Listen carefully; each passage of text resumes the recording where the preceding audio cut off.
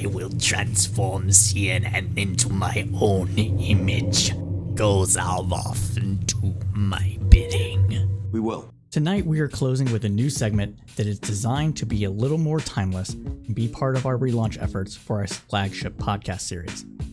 We will be doing these segments every week after our news roundup and the conversations with Tiberius D, starting around 10 p.m. Eastern Standard Time and going for about 30 to 45 minutes.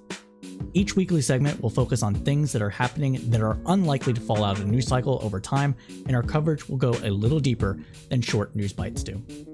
Our first segment of the relaunch of our flagship podcast series is about the media and whether the recent changes at outlets like CNN and Politico are bellwethers of a rightward shift in the American media landscape. Let's jump into it. When the baritone actor James Earl Jones first uttered "This is CNN," the news industry changed forever. That was on June 1st of 1980, when billionaire Ted Turner launched Cable News Network, the world's first 24-hour news service and the first news-only network broadcast. Initially, the network was viewed with skepticism. In the United States, the big three, ABC News, CBS, NBC, dominated the news business with their 30-minute nightly national broadcast. There was little expectation that a 24-hour news station would ever catch on. CNN began with just 300 employees. Its first news story was the attempted assassination of civil rights leader Veron Jordan. At its beginning, CNN was available to only 2 million homes in the United States. Today, CNN broadcasts to more than 90 million households in the United States, as well as 370 million households worldwide with its CNN International edition.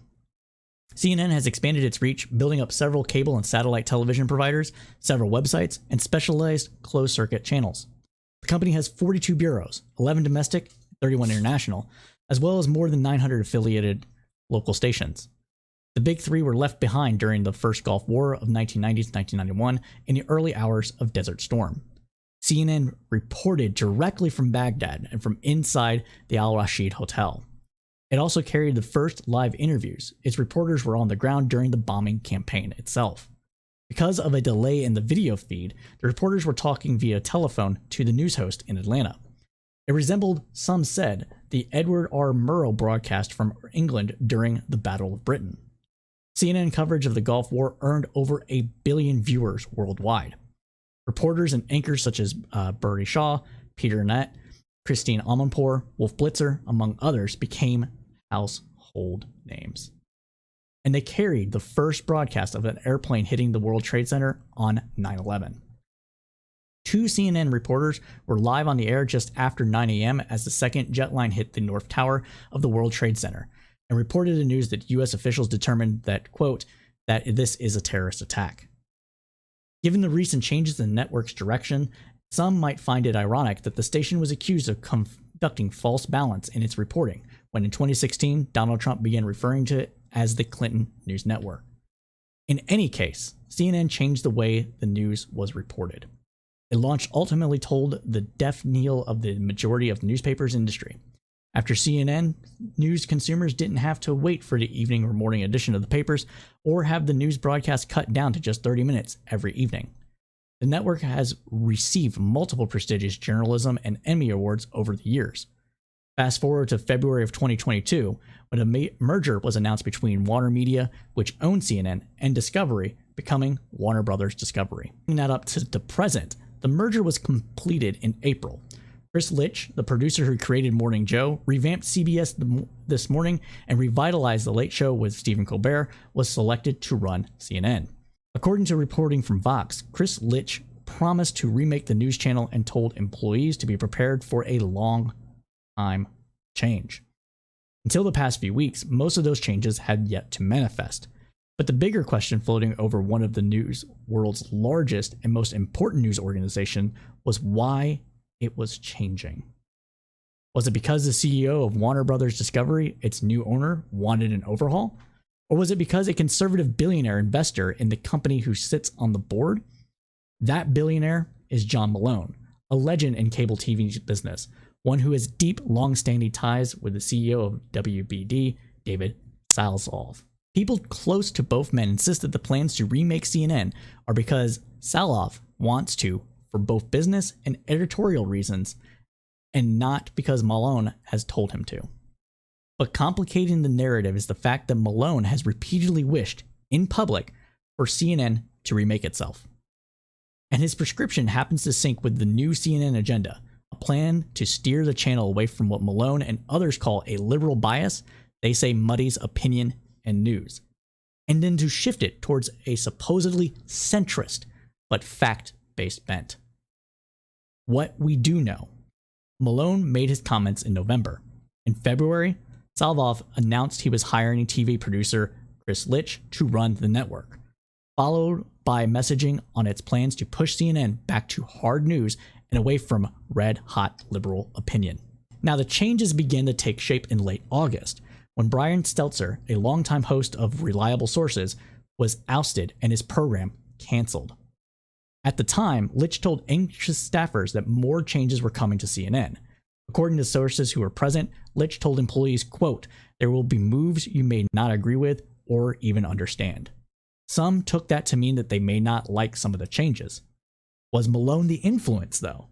After all, when Jeff Zucker left the network in February, Stelter wrote in his newsletter about Malone's potential influence and examined it on his own show. He wrote that Malone's comments had, quote, "stoked fear that Discovery might stifle CNN journalists and steer away from calling out indecency and injustice." Just this week, another surprise exit came when John Harwood, a White House correspondent for CNN, departed the network after calling Donald Trump, quote, a dishonest demagogue, live on air.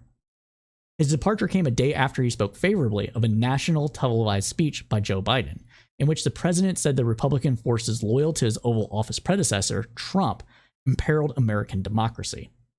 Quote, "The core point Biden made in that political speech about a threat to democracy is true," Harwood said on CNN after the address, which was in prime time. Now that is something that is not easy for us as journalists to even say. Continuing on, he said, quote, "We're brought up to believe there's two different political parties with different points of view, and we don't take sides in honest disagreement between them. But that's not what we're talking about. These are not honest disagreements. The Republican Party now is led by dishonest demagogues." Later, Harwood tweeted that he was out at CNN. Stelter, on his last show, also invoked the word demagogue as he verbally rebuked CNN's new brass. Quote, "It is not partisan stand up to demagogues," said Stelter, who also reportedly had multiple years left on his CNN contract at the time of his departure. "It is required. It is patriotic," he finished. And last Friday, Dan Rather and others made their feelings known. We'll turn over now to some of their tweets. Dan Rather is quoted as saying on Twitter that what is going on in CNN? It's a serious question. There is a lot of speculation on directives and motives. What's really going on? And is it being noticed by the audience? And then on Duty to Warn tweeted, quote, "Boycott CNN has been trending all week. Maybe alienating an audience built over 42 years by becoming Fox Light wasn't such a great business decision after all." And by September 4th, Boycott CNN was trending. It probably didn't help the network standing with the public when the former president offered to help CNN over the weekend. Quote, "Wow, Fox News is really pushing the Democrats and the Democratic agenda gets worse every single day," Trump wrote on his social media platform. So many Democrats interviewed with only softball questions, then Republican counterpoints get creamed. If low-rating CNN ever went conservative, they would be an absolute goldmine, and I would help them do so, Trump said. Looking on ahead on his first day, Litch laid out his vision for the network, telling employees, quote, "Sadly, too many people have lost trust in the news media. First and foremost, we should, and we will, be advocates for the truth." Then he went on and met with congressional Republicans, reaching out to see how he and the network can, quote, "win back their trust." Now, CNN isn't the only news organization undergoing some of these changes. We also have Politico, following up on their footsteps. The Beltway-focused online publication could also be heading in a similar direction, despite the fact that it hasn't faced the same withering criticism as CNN. Matthew Dumpner, the CEO of its new owner, Axel Springer, has said that he hopes his company will become, quote, "the leading digital publisher in democracies around the world." similar to what Rupert Murdoch hoped that his publication would be. But Dumpner thinks the best way of doing that is by being quote-unquote nonpartisan. His understanding of that term may be even more confused than the way it is often fumblingly used. Dumpner specifically sees this as a contrarian approach to news. What do they mean by contrarian?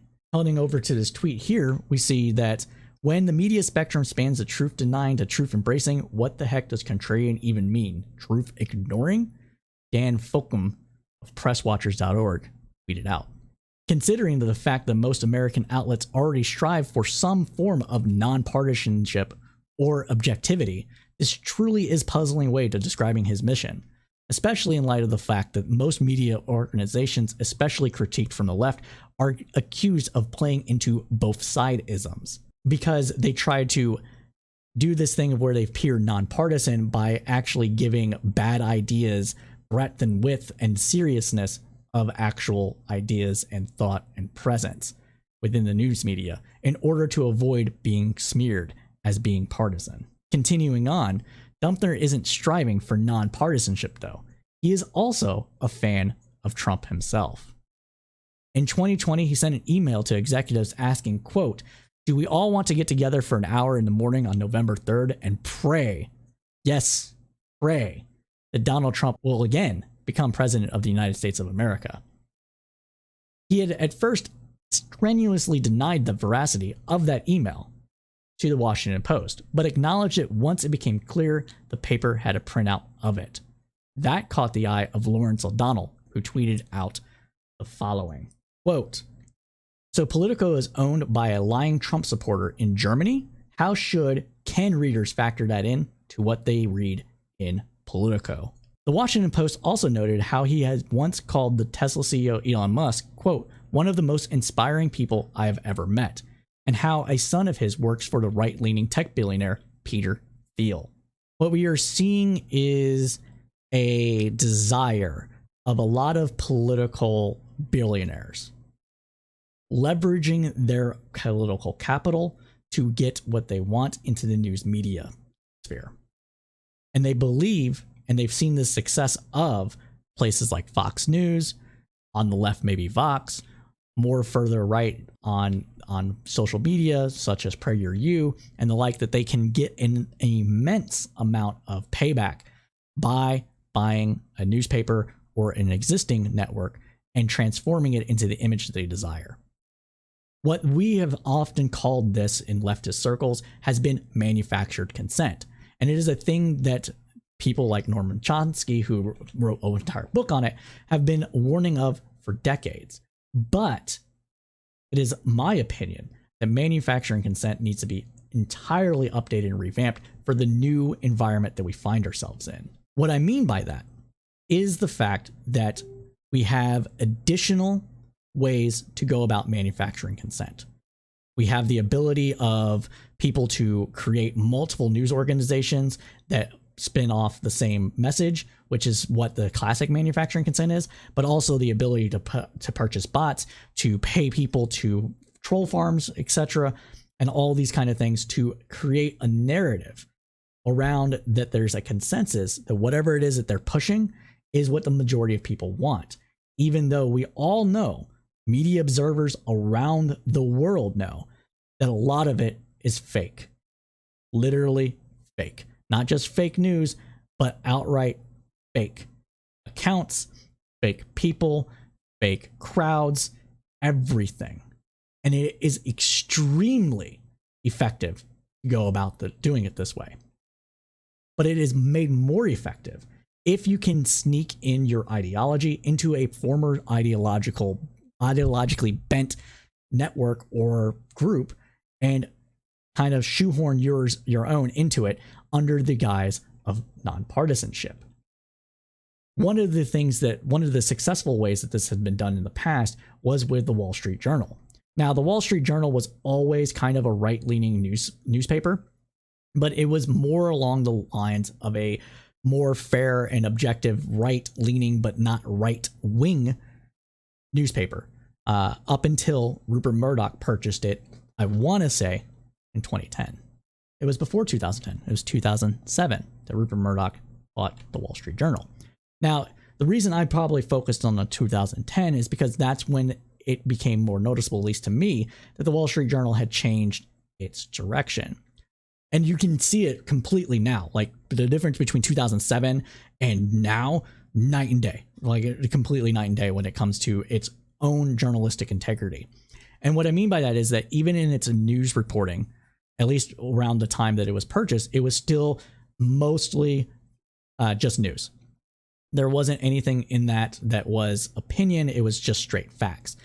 Now you have the melding of news and facts and opinions together in this amalgamation of a way in order to push forward a certain narrative.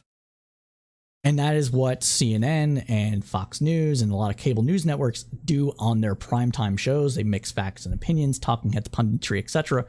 What we do on this show, to be honest. But it's worse when you go about and do it in a sneaky way, when you're not upfront about it, when you're doing it under the guise of bipartisanship or nonpartisanship, of trying to seem that you are what the actual center is. In the center, when one party or one group of people goes completely off a cliff, is drug to their side. And that is the concerning part about this kind of move, where you're having CNN and Politico be drugged further to the right by new owners. And it looks like these two news outlets that are at least an effort to appear fair and balanced may be on the way to being neither. But with that is the end of the segment, and we'll keep you posted as the story develops in the coming weeks. So as we say as crowdsource politics, keep your head up through the political storm.